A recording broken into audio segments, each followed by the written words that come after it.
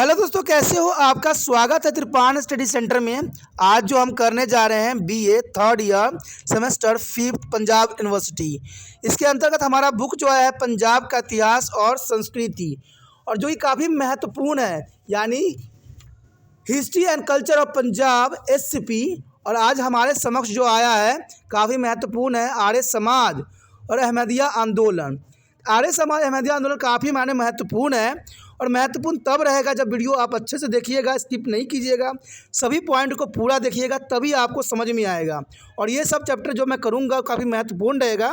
लेकिन आपको पता ही है कि चैप्टर स्टार्ट करने से पहले एक बात जो मैं हमेशा कहता हूँ, जिसको आपको सोचना चाहिए, विचार करना चाहिए, इवन अमल भी करना चाहिए, वो ये है कि जब भी वीडियो देखिए पूरा देखिए, क्योंकि अधूरा जानकारी सदैव खतरनाक होता है। साथ में एक इम्पोर्टेंट बात ये भी रहता है, अगर आप पहली बार वीडियो देख रहे हो तो लाइक शेयर सब्सक्राइब करना मत भूलना, क्योंकि दोस्तों लाइक कीजिएगा तो बनाने वाले का मनोबल बढ़ता है, सब्सक्राइब कीजिएगा तो इससे ये होता है कि जब भी मैं कोई वीडियो डालूंगा उसका नोटिफिकेशन आपको समय रहते मिल जाएगा। और देखिए, शेयर का मतलब ये होता है कि आपके थ्रू न जाने किन बच्चों को हेल्प मिल जाए, ये आप भी नहीं जानोगे, इसलिए जो है आप शेयर जरूर करो, ठीक है। व्हाट्सएप स्टेटस पे भी लगाओ। दोस्तों आरएसएस सेंटर जो कई मानने में बहुत से बच्चों के लिए हेल्पफुल है, चाहे वो 8th क्लास हो, 9th 10th 11th 12th हो, चाहे वो एनआईएस बोर्ड के बच्चे हों, ठीक है, चाहे बीए एमए के बच्चे हो, सभी क्लासों के लिए कुछ ना कुछ जो है त्रिपाण सेंटर में उपलब्ध है। तो इसलिए आपके लिए ज़रूरी है कि आप सब्सक्राइब करके इसको चैनल को जो है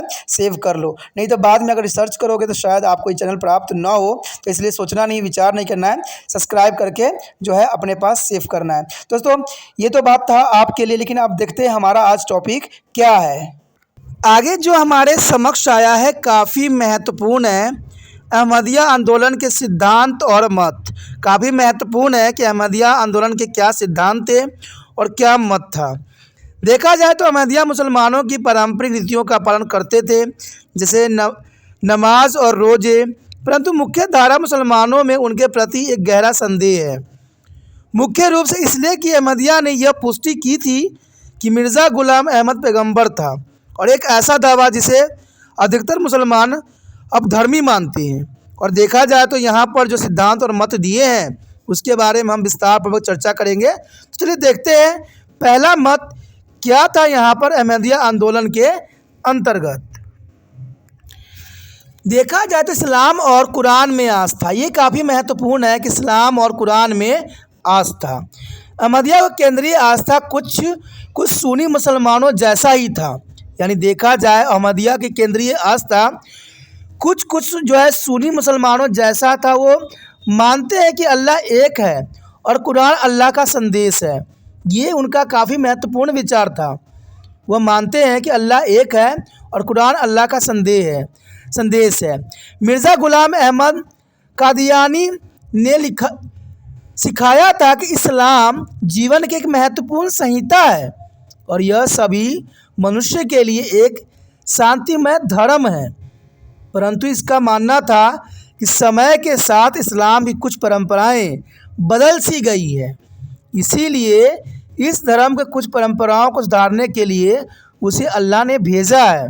यानी देखा जाए तो ये काफ़ी महत्वपूर्ण उसका विचारधारा थी कि इस्लाम में कुछ परंपराएं बदल गई है, इसलिए उसको अल्लाह ने उसको यहाँ भेजा है सब कुछ ठीक करने के लिए।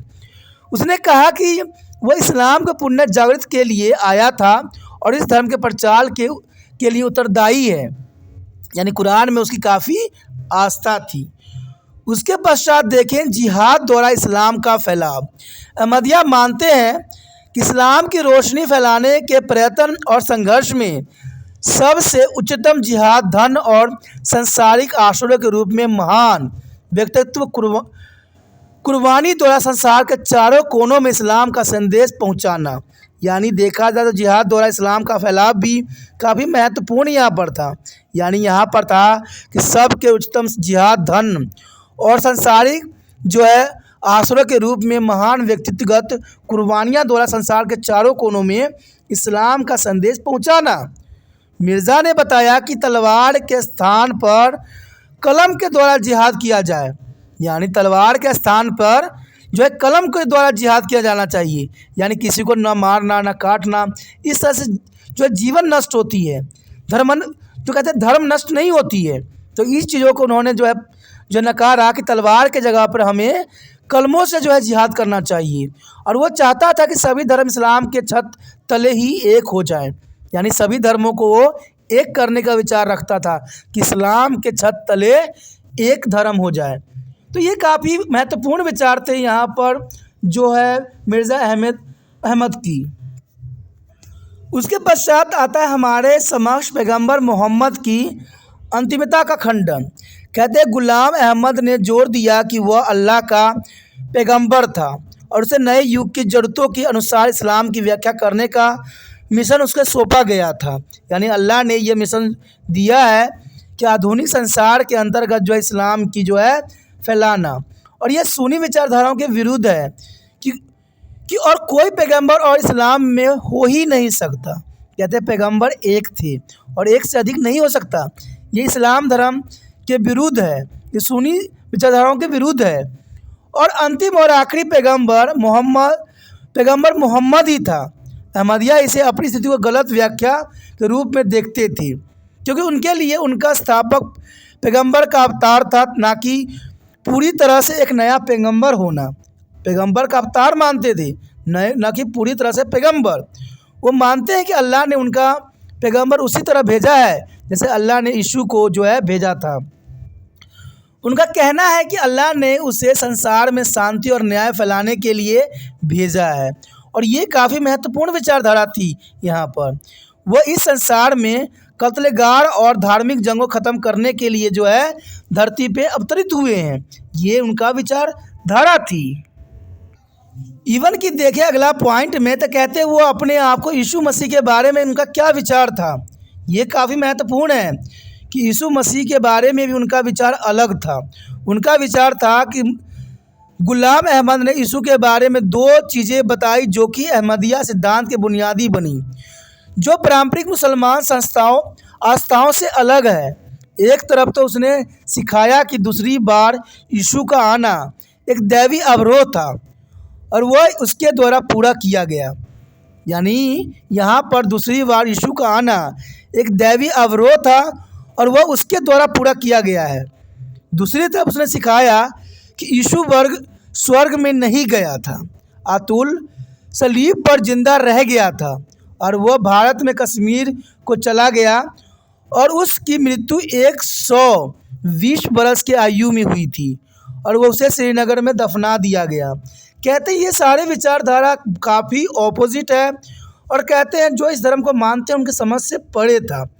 इसीलिए कहते हैं यीशु मसीह के बारे में उनका विचारधारा बिल्कुल ही अलग था।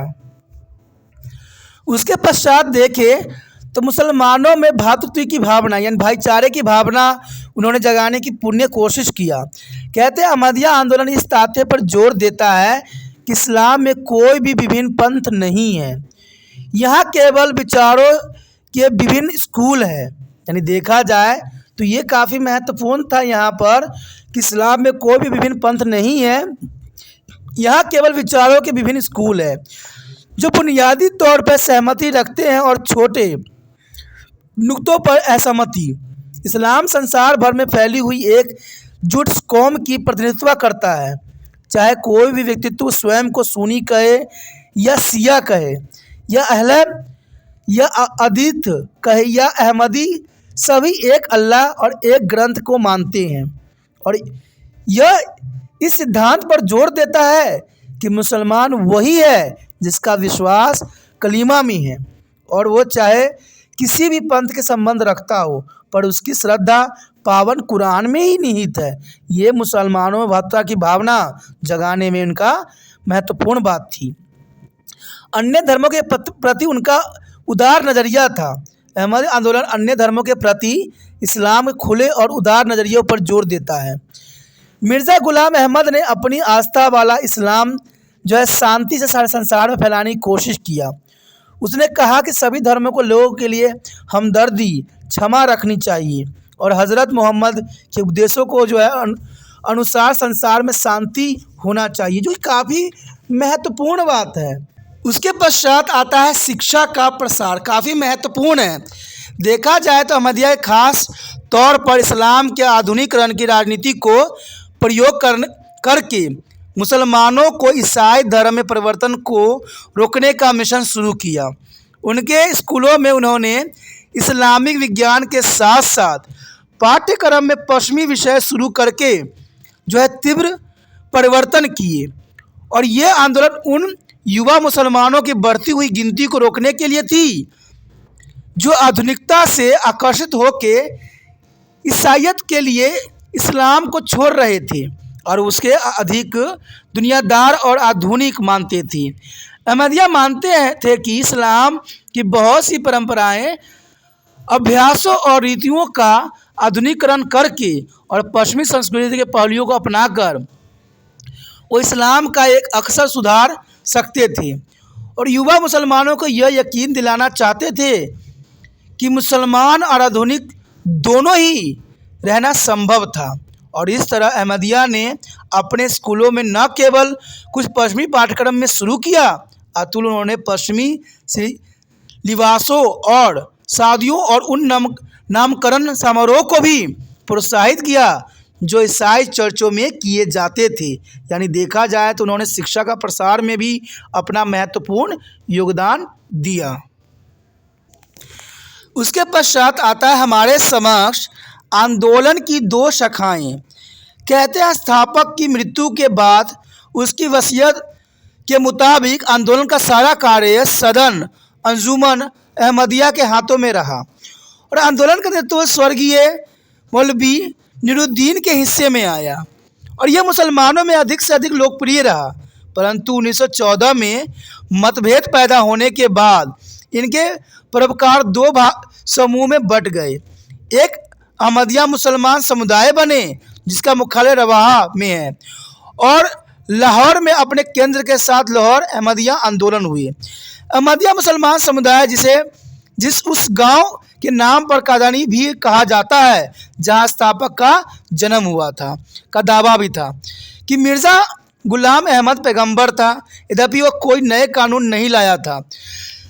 कादिया इस मत पर चलते रहे कि वे सभी को संस्थापक को मसीहा एवं मुजद्दिद नहीं मानते थे। उन्होंने काफिरों के रूप में इस्लाम के दायरे के बाहर जाना चाहिए था जब तक कि वो रस्मी तौर पर स्थापक के बयात में शामिल नहीं किए जाते। दूसरी तरफ लाहौर अहमदिया आंदोलन स्वयं को इस्लामी सुधारक आंदोलन के रूप में पेश करता था और ये साधारण विचार पेश करता था कि मोहम्मद के बाद और कोई नया पैगंबर नहीं आना था। ये बात उन्होंने गलत साबित किया कि मोहम्मद के अलावा कोई और नया पैगंबर नहीं आना था। उनका मानना था कि जो भी कलीमा का उपदेश देता था वो अल्लाह के बिना कोई परमात्मा नहीं है और मोहम्मद अल्लाह का संदेश वाहक है और वह मुसलमान था, चाहे वह इस्लाम को किसी भी पंथ से संबंधित हो और कोई भी इस्लाम के दायरे से बाहर नहीं हो सकता। तो देखा जाए यहाँ पर अहमदिया आंदोलन जो थी दो शाखाओं में बट गई थी और ये होना स्वाभाविक ही था क्योंकि हमने देखा है कई आंदोलन जो थे, चाहे वो कहते हैं आर्य समाज आंदोलन थे, वो भी दो भागों में बटे और यहाँ पर अहमदिया आंदोलन भी दो भागों में बट गया। अब आगे हम देखते हैं अहमदिया आंदोलन के क्या महत्व थे। चलिए देखते हैं अहमदिया आंदोलन के महत्व क्या है। हमारे समक्ष जो आया है आगे अहमदिया आंदोलन का महत्व जो कि काफ़ी महत्वपूर्ण है।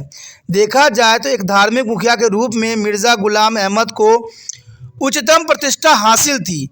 उसकी धर्मपरायणता और पावनता के लिए उससे स्नेह किया जाता है क्योंकि वह धर्मपरायणता और पावनता के लिए काफ़ी महत्वपूर्ण थी।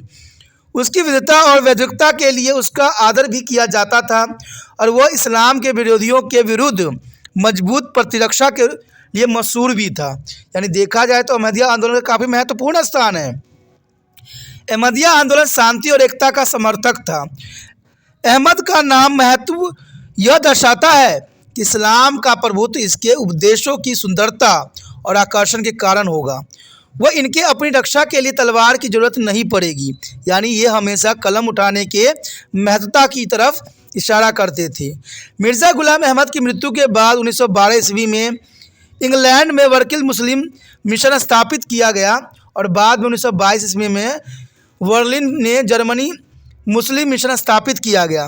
उसके बाद इस्लाम के उपदेश का प्रचार एक के बाद दूसरे देशों में किया जाने लगा। यानी देखा जाए तो अहमदिया आंदोलन के काफ़ी महत्वपूर्ण यहाँ पर प्रभाव थे।